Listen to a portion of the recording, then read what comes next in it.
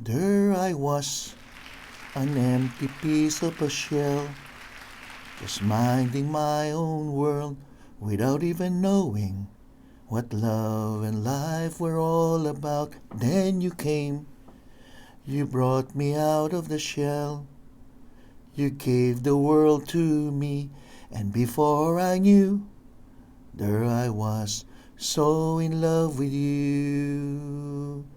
You.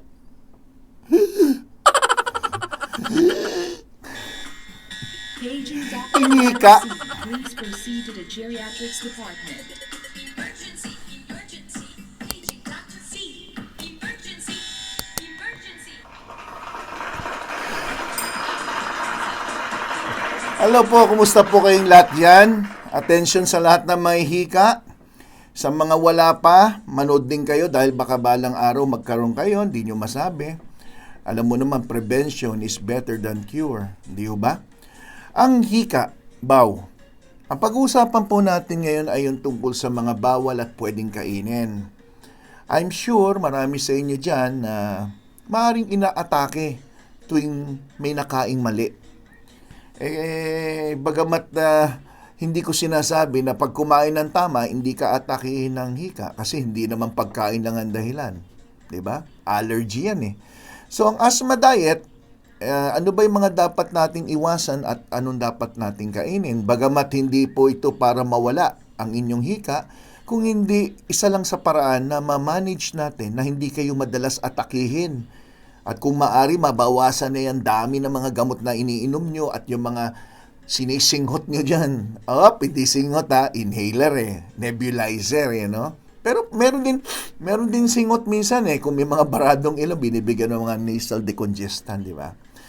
So, ang tanong, ano yung mga dietary changes na dapat natin gawin? So, very simple. Ano mo ng koneksyon ng asthma sa pagkain? Halos lahat naman ng sakit merong pinagbabawal kainin, di ba? Halos lahat. Halimbawa, high blood, the bawal kainin, lahat ng maalat, lahat ng mamantika. Diabetic, lahat ng matamis, mga may simple carbohydrates. Sa mga may uric acid, mga laman loob, baboy, baka, at kung ano-ano. Ganun din naman pagdating sa asthma. So, anong koneksyon? Ito po, papaliwanag ko sa inyo yung koneksyon. Ito po, ang asthma at ang dieta ay magkakonektado dahil yung mga pagkain na kinakain nyo ay meron apat na uri ng tinatawag na stimuli. Yung stimuli, kumbaga yan ang taga-trigger o taga-kiliti para atakihin ka ng asthma. At ito yung mga pagkain na may tinatawag na may allergens, histamines, sulfites, at salicylate. Ayan, salicylate. So yan, tandaan nyo yan. Pagkatanda-tandaan nyo po yung allergen. Madalas natin marinig ano yung allergen. Ito yung mga nagkukos ng allergy. Yung histamine, alam natin pag may allergy ka, di ba? Uminom ng antihistamine. Tama po ba? Narinig nyo na ba yan? At sulfites, mga hinahalo sa pagkain, saka yung salicylates. Hinahalo yan sa mga pagkain. So ngayon, unahin natin sa food allergen ito. Ang food allergen, ito yung nagtitrigger ng production ng antibody. So yan yung nagbibigay sa inyo ng antibodies na tinatawag na immunoglobulin E. Ang mga tao may asthma, nalaman masyadong mataas itong IgE which represent allergic reaction, at yung body ninyo, pag mataas ang IgE, ay tumataas din po yung histamine. Yung histamine, ito yung nagbibigay ng pamamaga or inflammatory chemical reaction. So, yun ang mabigat. Kaya, nagkakaroon ka ng pamamagaan ng daanan ng inyong paghinga, binibigyan ng antihistamine, anti-allergy, at binibigyan pa kayo ng mga bronchodilator, pampabuka ng daanan ng paghinga. Ang mga pagkain na nagko-contain ng allergen, nagtitrigger ng asthma, lalo na kung meron tong taglay na tinatawag na sulfites, tsaka salicylates. Yan, tandaan nyo ha. Ngayon, tatanungin ako, Dok, ano yung sulfites? Ang sulfites po ay nakikita to sa mga pagkain na tulad ng mga inumin, mga processed meat. Kapag kayo po ay may asthma, pansinin nyo lang kung kayo po ba'y kumakain ng mga processed meat. Ano ba yan? Hotdog, bacon, tapa, langgonisa, chorizo bilbao, at marami pang iba. Corn beef, nasa lata, di ba? Kung kayo'y kumakain yan at napansin nyo, mas dumadalas yung pag-atake nyo ng asma, ang solusyon, iwasan. Ganon din ang mga beer o mga wine na tinatawag. Itong mga ito ay pwede mag-cause ng paninikip ng inyong daanan ng hangin o yung tinatawag na bronchial tube papuntang inyong baga, at yan ang magdudulot na ng tinatawag na asthmatic episode or pag-atake ng asma. Ayan. Namnamin nyo muna, intindihin nyo muna yan. Bakit? Kasi ang pasyente, sinasabi ng bawal kainin, ay hindi naman sumusunod. Pag inatake yan, sa kanya tatanungin, ano kaya nakain ko? Uy, alam mo naman pala yung kinain mo, pero kunwari ka pa, ha? Talagang masiba ka lang. Oops, biro lang. Salicylates. Ano naman ito? Ito naman ay mga natural occurring chemicals na nagpo-produce ng tinatawag na inflammatory mediator na tinatawag na leukotrienes. Ngayon, ano ba tong leukotrienes na to? Ano ba yan leukotrienes? Yung leukotrienes, simple lang. Yan yung nagbibigay ng pagdami ng plema ninyo. Kaya nagtataka tayo, bakit pag may asma, hirap ka na huminga, ang dami mo pang nailalabas na plema kasi itong leukotrienes na to, dumidikit yan doon sa receptor kung saan gumagawa yung cell nyo ng mga sipon-sipon o mga mucus. Kaya karamihan na may asthma attack, talagang ang kapal ng plema. It increases the production of more mucus doon sa inyong bronchial tree o yung mismong tubo kung saan pumapasok labas ang inyong hangin. Di ba, pag may asthma, yan din ang isa sa problema. So, yun ang paliwanag ngayon. So, alam nyo na, allergen, histamine, ano pa, allergen, histamine. Kailangan mabilis ang memory natin. 4 lang naman yan, hindi nyo natandaan. Sulfites at salicylates. Yan. Pag nagpa-exam ako, ano yung 4 na meron sa pagkain na nagkukos ng asthma? Yun po ang sagot, ha? Anong malay nyo, mag-question and answer tayo, tapos pag nasagot nyo, may bigyan ko kayo ng libreng kotse. Hindi nyo masabi. Okay, batuhin ko kayo ng isang house and lot. Di ba? Eto na. So ano ngayon, ang tanong ngayon, siyempre, na alam mo na, yung 4 na yun na nagkukos. So ngayon, Doc, itong gusto ko malaman. Anong pagkain nyo meron yung 4 na yun? Di ba? Dito, pag nagpaliwanag, kailangan diretso, naintindihan nyo. Eto na. Foods containing sulfites. Minsan yung sulfites, ang spelling ganyan. Minsan naman sulfites, P-H-I-T-E-S. Pareho lang po yan.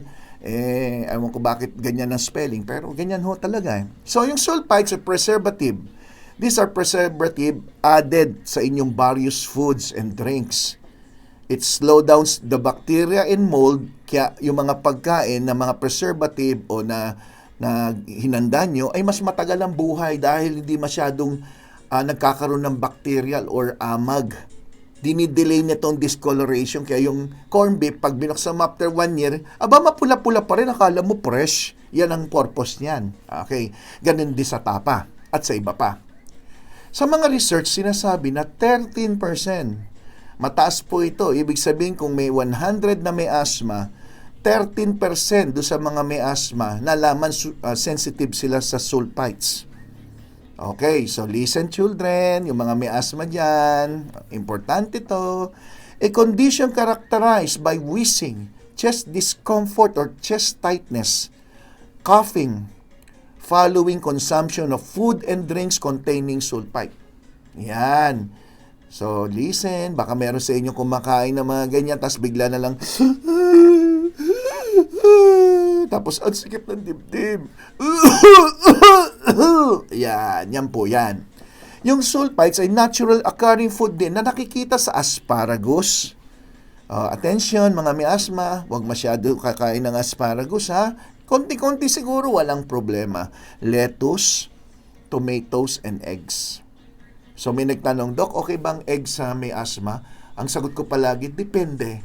Kasi may tao naman kumain ng egg, baliwala. May iba naman, pagkain nila ng egg, ayun na, parang nangangati, nagkakaroon ng allergic reaction. So, depende sa tao. Pero yung tomatoes, talagang madalas ako makarinig.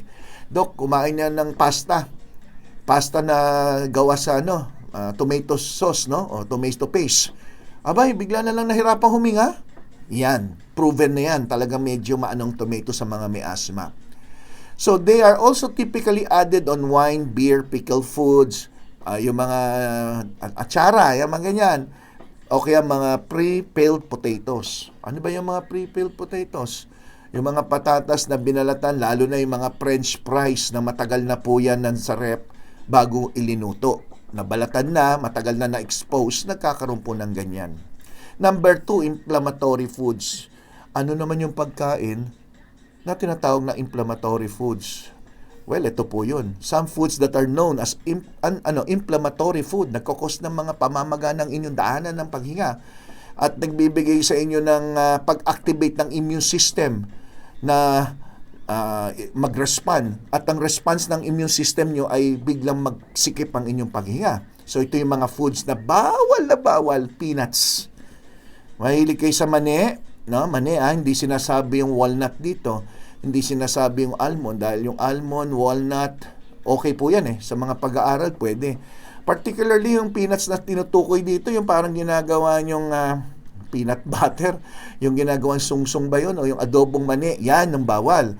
Recent research suggests people experience respiratory inflammation, allergic reaction dahil dun sa protina ng mani na nagkukos nitong problema to.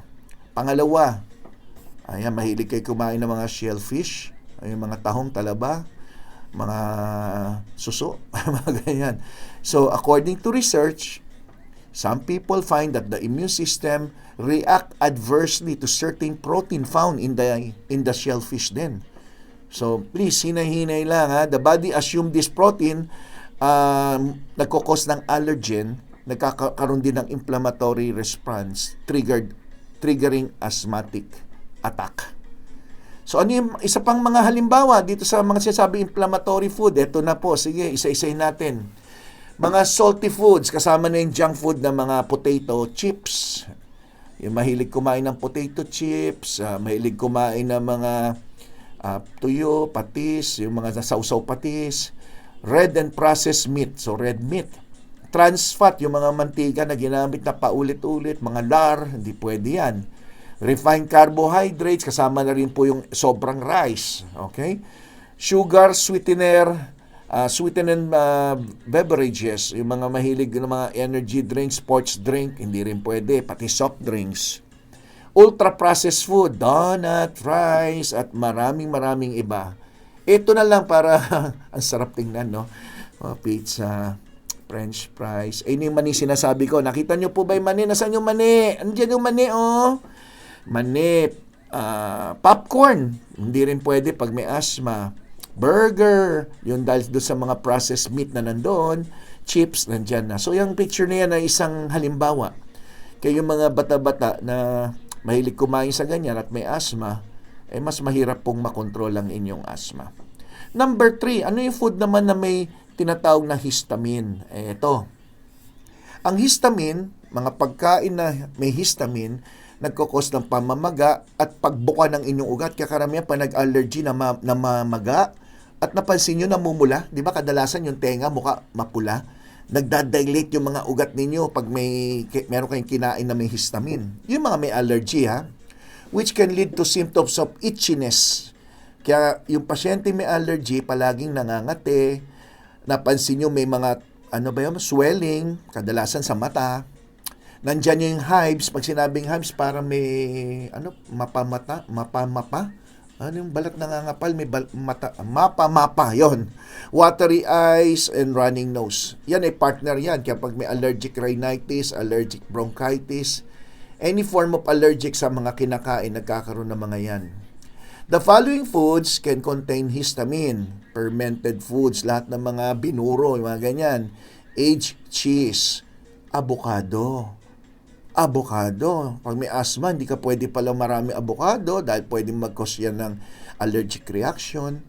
Dried fruits, mga preserved dried foods na common pasalubong mula sa Cebu, yung mga dried mangoes, yan. Processed meats, meron histamine. So ano pa yung mga pangkaraniwan na histamine-rich food? Eto, sige, tingnan nyo na. Tofu, soy sauce, cheese, mushroom, chocolate, yeast product, sauerkraut, smoked fish, processed meat, nuts, seeds, foods with vinegar, sweetened beverages, fermented drinks, overripe fruits. Iwasan nyo rin kumain ng prutas sa sobrang hinog, lalo na saging at mansanas. Leftover mga sa fridge, yung matagal na iwan sa refrigerator na pagkain, nagkukos din yan ng pagtaas ng histamine. So, ang question, Doc, wala na yata ako makain. Ayoko na mabuhay. Goodbye, Earth, kasi ayoko na, wala na makain. Oops, hindi naman. Foods to eat, ito na. Ito na yung pwede nyong tsibugin ng tsibugin. Ito na. Number 1, mga pagkain na mayaman sa magnesium. Magnesium-rich foods ay nakakatulong sa mga may asthma. Research shows na yung magnesium act as a muscle relaxant by blocking calcium from building sa inyong muscle protein na tinatawag na troponin C at myosin. Masyadong mahaba yung aking paliwanag kasi gusto ko maintindihan nyo kung paano nangyayari. Pero sa makatuwid, isa lang ang ginagawa. Magnesium, nagre-relax ng muscle para hindi magsikip ang inyong daanan ng paghinga. Period. Yan gusto nyo eh. Ang hirap sa inyo, pag ang isang doktor nagpapaliwanag na mahaba at kumpleto, ang daming kyaw-kyaw. Pag maiksi naman, ang daming kyaw-kyaw. Pag walang paliwanag, nagmumura na kayo sa doktor. Walang hiyang doktor yan, binayaran ko, di man lang ako. Dito pinapaliwanag lahat, ang dami reklamo. Haba ng oras, sayang ang oras. Pero kung malapit ka na mamatay, gusto mo extension. O eto, para maiwas na magkaroon ka ng severe asthma, di extension din to. O, di ba? Then foods that are high in magnesium such as pumpkin seeds, dark chocolate. Good news ha, yung dark chocolate pwede. Spinach, salmon. Yan ay maaari makatulong sa mga may asthma para mas makontrol o mamanage ang kanilang kondisyon. Pumpkin seed ha. Okay, so ngayon, alam nyo na ha, tinuturo ko na yan. Ngayon, ano pa ibang pagkain? Ito na, mga pagkain na mayaman sa magnesium. Nabanggit ko kanina yung avocado may histamine, pero mayaman sa magnesium ng avocado. So, kung kayo kumakain ng avocado, siguro kalahati lang, okay naman yan. Pero pag marami, tataas yung histamine content. Pero yung magnesium, maganda yan. So, pumpkin seed, almond, onions, okay din ha. Yung oatmeal, maganda. Spinach, dark chocolate, banana, yan ang mga binanggit ko. Number 2, foods containing omega-3 fatty acid. Maganda rin. Mga pagkain na may omega-3. So, fish, lahat ng salmon, tuna, mackerel, maganda yan. Yung omega-3 fatty acid, tumutulong na inhibit yung sinasabing excessive inflammatory mediators. So, kinokontrol niya yung pamamaga or inflammation. Yung omega-3 fatty acid. Kumain ka ng mga pagkain mayaman dyan, o kaya supplements ka na lang. May omega-3 na maganda, yung tinatawag na purified fish oil. Yan nabibili sa mga Mercury drugstore, yung tinatawag na Omega Gold. Yun mismo ang pangalan, Omega Gold. Mag-take ka lang yan 2 or 3 times a day. 1 capsule, 2 or 3 times a day, every day, with or without meal, pwede po yan. Try nyo. Ang fatty fish tulad ng mackerel, salmon, pati flaxseed, walnuts, chia seeds, maganda po yan. Mataas yan sa tinatawag na omega-3 fatty acid. Number 3, probiotics. Probiotics, di ba? Probiotics, binibigay yan doon sa mga ano yan tawag doon? Parang binabalik yung better digestion. So, nalaman sa pag-aaral na ang consuming probiotics can mitigate airway inflammation and prevent asthma episode. Ito ay base na po sa mga pag-aaral ang ginagawa ko. Yung sineshare ko sa inyo, sinasummarize ko lang. Number 4, alam nyo ba na ang luya, ginger, ay maganda rin? Bakit? May taglay na naman itong mga at yan ay nakakatulong to prevent asthma or to control asthma. So, ano yung meron sa ginger? Pinaliwanag ko pa. Kita mo? Ang hirap basahin, no? 6-Shogol and Cerumbone. Ayan. Hirap. Ano ba yung mga pangalan na to? Saan kaya galing to? Basta yung mga yan, ang sangkap ng ginger na tumutulong sa may asthma. So, ano gagawin? Ginger, pwede ka magpakulo ng tubig. Di ba? Ginger tea. Pwede naman kainin, ginger tea. Pwede yan. Makakatulong yan So, meron mga kain, meron naman hindi dapat kainin. Iwasan nyo, syempre, para hindi kayo atakihin. Di ba? So, maraming salamat. Sana may na-share ako sa inyo. At as always, pag nagustuhan nyo, mag-thumbs up dyan sa akin video at lagay nyo naman iHeart GSK sa ibaba. Then, huwag kalimutan, mag-subscribe dito sa Gabay sa Kalusugan, Dr. Gary C. Invite your friends to join us here para matuto tayo lahat sama-sama. Share nyo po sa iba yung inyong natutunan. Huwag kayong swapang. Dahil kung ako swapang, tamad na nga ako mag-lecture. Biro mo, yung lecture ako, tas wala naman nanonood. Di ba? Ang dami pa mga babasher. Kumanta ako, may reklamo. Sarili ko naman channel to, may reklamo din. Ay, ambot sa imo. Okay. So, maraming salamat po. Ako po si Dr. Gary C., ang inyong Gabay sa Kalusugan. Bye-bye!